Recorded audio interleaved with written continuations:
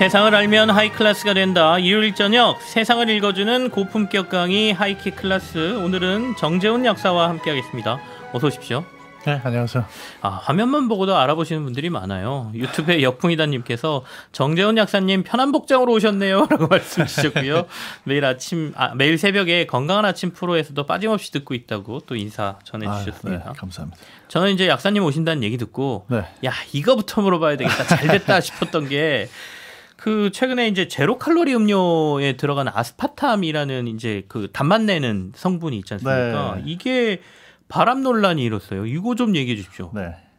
이게 되게 화제가 됐는데 일단은요. 네. 아스파탐에 대한 이야기고요. 아마 지금 집에 제로 콜라나 제로 사이다 가지고 계신 분들은 뒤에 이제 그 재료 보시면은 아스파탐 안 들어 있는 경우도 많습니다. 네네. 저도 오늘 사실 한 캔을 마시고 왔는데 네, 아세설팜 칼륨이라는 거하고 수크랄로스라는 게 들어있지 아스파탐 안 들어있어요. 그래서 이렇게 많이 사용되긴 한데 요즘에 제로 콜라나 사이다 많이 들어있지는 않은데요. 네네.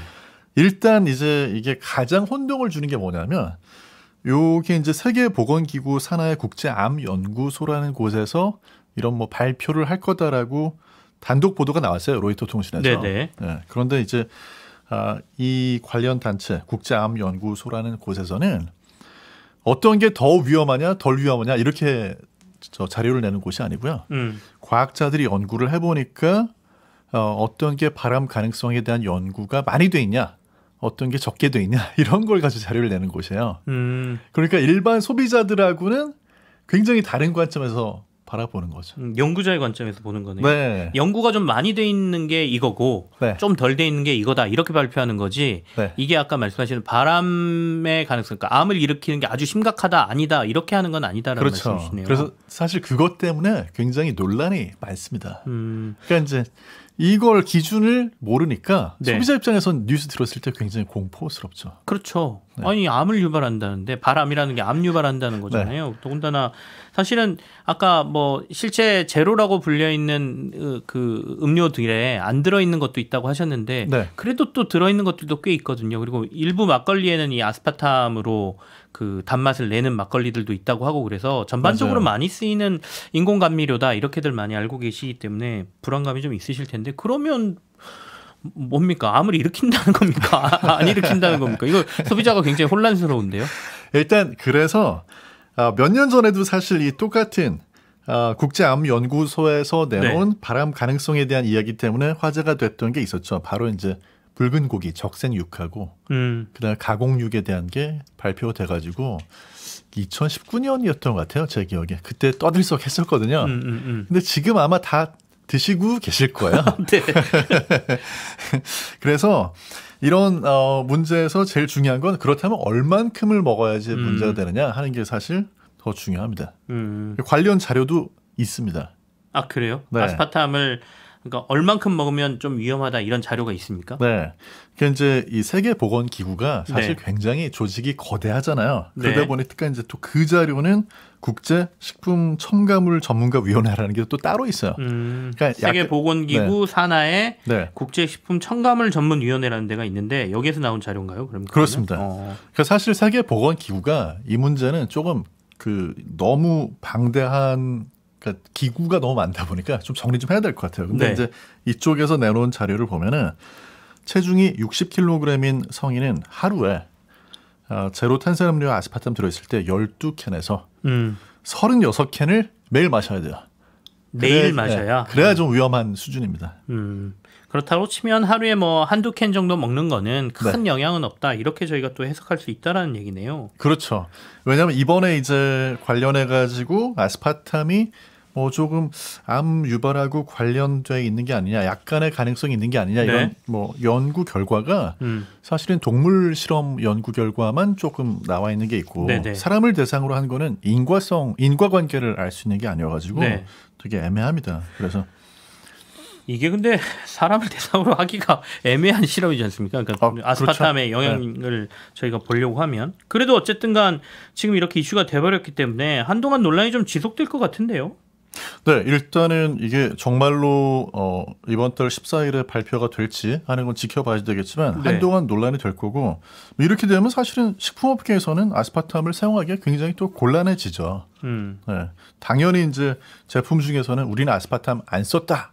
뭐 이렇게 이제 광고하는 제품들이 나올 거고요. 네. 그러면 이제 좀 더 근본적인 질문으로 가볼까요? 이 제로라는 음료, 그러니까 네. 인공 감미료가 들어가 있는 음료하고 그냥 설탕을 넣는 거하고 네. 도대체 뭐가 제 건강에 더 도움이 되는 건가요? 근데 사실 그 부분에 있어서는 큰 차이는 없다라고 보는 게 맞을 굳이 것 같아요. 구분하지 말고 네. 먹는 게 낫다.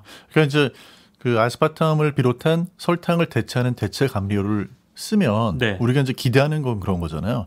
그렇게 해서 설탕 대신에 칼로리가 없거나 거의 제로에 가까운 네. 그런 걸로 바꿔주면 좀 비만이나 과체중 문제가 나아지겠지라고 그렇죠. 생각하실 수 있는데 네.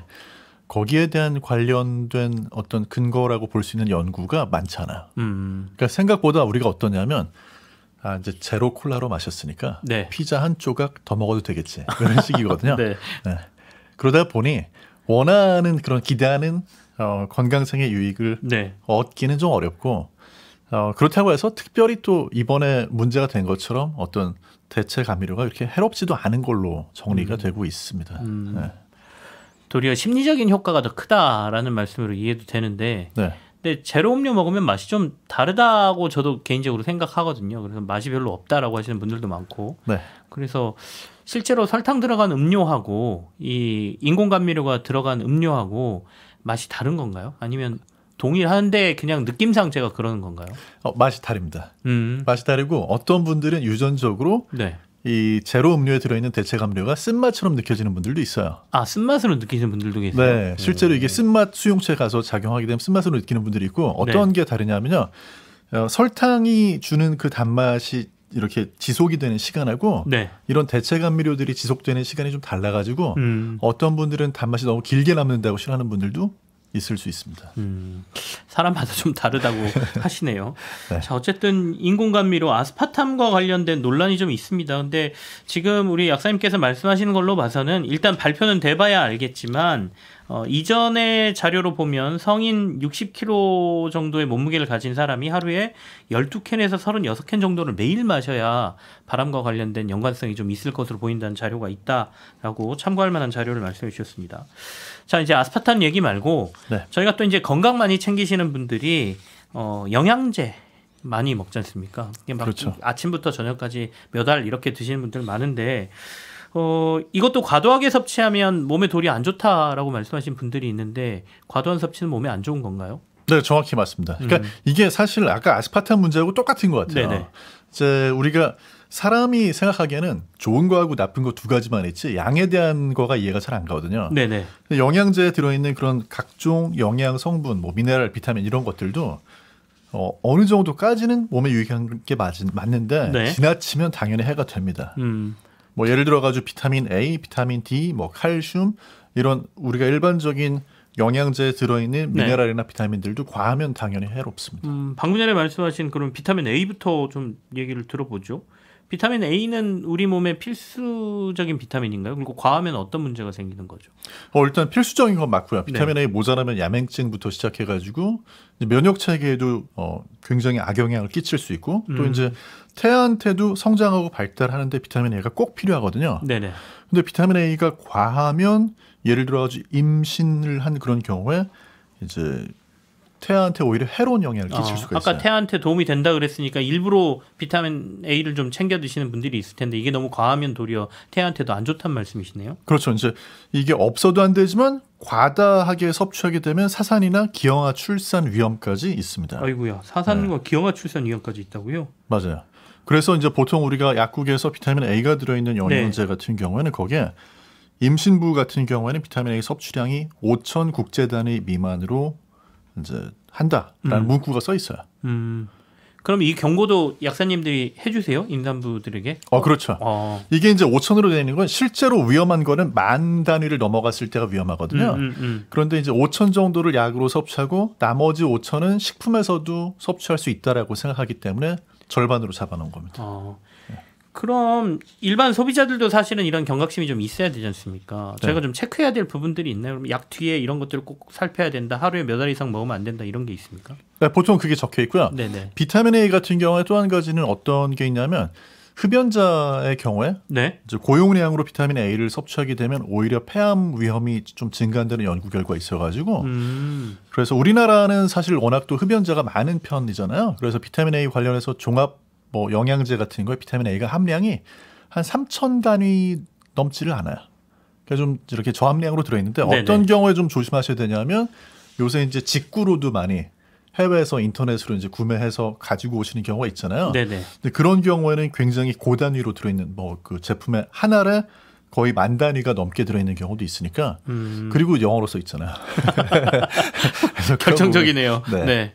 좀 주의하셔야죠. 해외에서 이런 비타민 사오실 때는 그런 부분 반드시 신경 쓰셔야 된다는 말씀이십니다. 특히 네. 아까 비타민 A는 임산부하고 흡연자가 좀 주의하자라고 말씀하셨어요. 흡연자는 비타민 A 너무 과다하게 복용하면 폐암의 가능성이 높아진다. 맞습니다. 무섭네요. 저는 사실 비흡연자긴 한데 네. 주변에 흡연하시는 형님들이 많으셔서 꼭 얘기를 해드려야 되겠습니다. 그리고 저희가 이제 나이가 좀 들면 들수록 칼슘 많이 먹어야 된다라는 얘기 많이 하시거든요. 근데 앞서 칼슘도 잠깐 언급을 하셨어요. 과다 복용한 문제가 있다고. 네. 그러니까 이제 칼슘 같은 경우에는 간혹 가다가 뉴스에 그게 실제로 뜨는데 네네. 칼슘을 뭐 당연히 뼈 건강에 좋다고 생각해서 드시는 건 좋은데 영양제로 너무 많이 섭취를 하게 되면 이게 혈관에 쌓이는 경우가 있어요. 그럼 이제 혈관에 이게 칼슘이 쌓이게 되면 혈관이 좀 딱딱해지면서 심혈관계 쪽에 여러 가지 질환이 생길 위험이 커집니다. 아, 그렇군요. 네.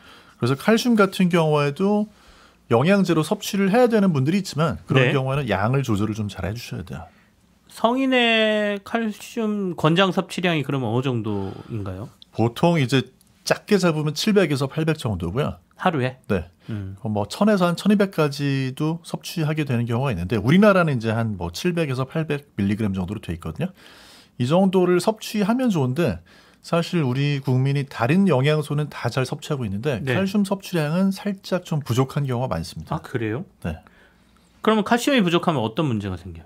칼슘 같은 경우는 이제 제일 직접적으로는 뼈 건강이죠.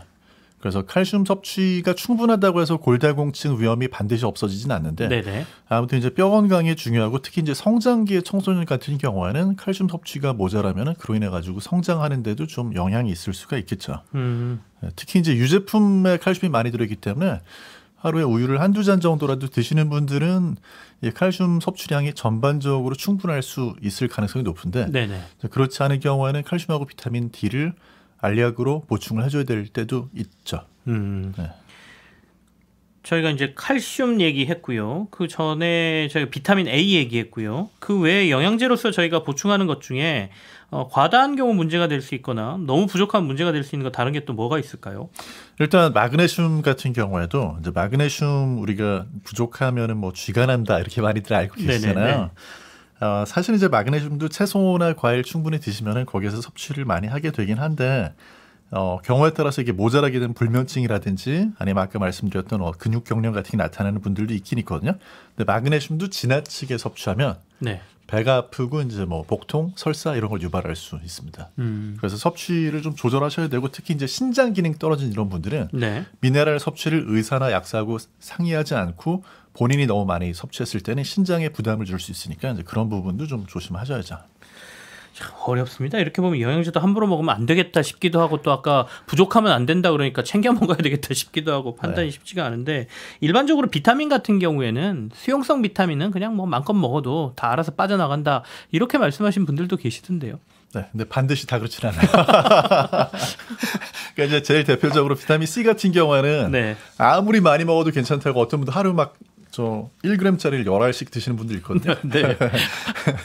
그렇게 많이 드시면 그게 다 흡수가 되지도 않지만 네. 그것 때문에 배가 아플 수 있어요. 그것 때문에 가스 차고 배 아프고 설사 유발하고 할 수도 있고요.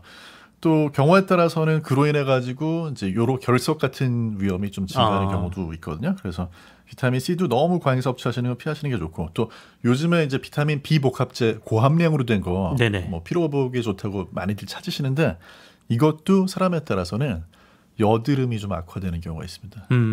네. 또 이제 뭐 탈모에 좋다고 비오틴 찾는 분들도 많이 계시거든요. 네네. 근데 비오틴 같은 경우도 뭐 이게 섭취량이 적당할 때는 괜찮을 수 있는데 과하게 너무 고함량으로 드시게 되면 여드름이 날 수 있어요.